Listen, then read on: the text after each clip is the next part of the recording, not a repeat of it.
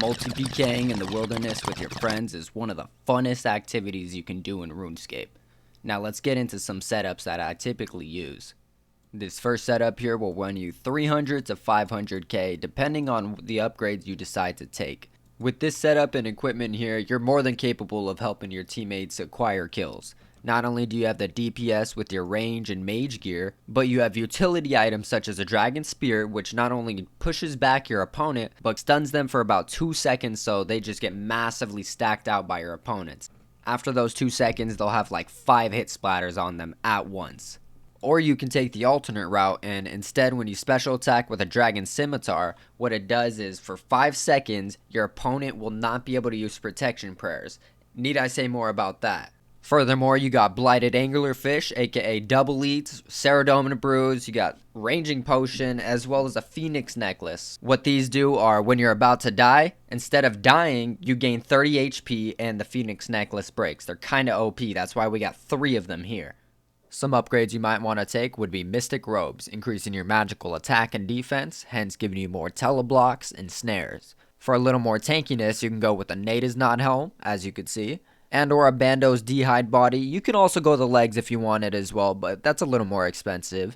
Torag's Plate Legs are wonderful if you're the tank of the team.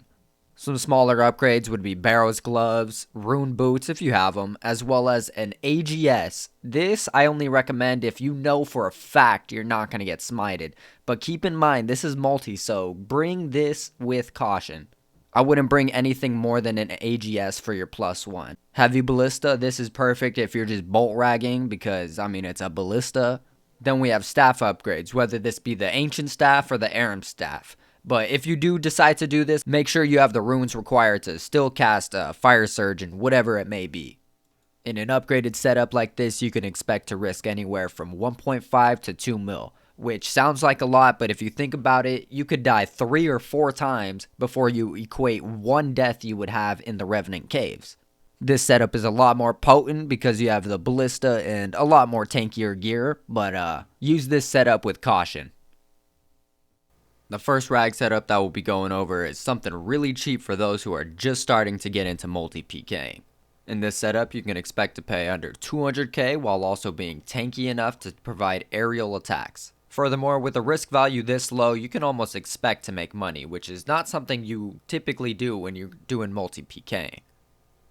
This next setup is a bit better because now we'll be bolt ragging, as well as we have utility items such as the Dragon Scimitar as well as the Dragon Spear. We also have some better and more tankier items like the Helm of Nada's Knots as well as a Spirit Shield. A Ballista setup is something I typically see when running into opposing multi-teams.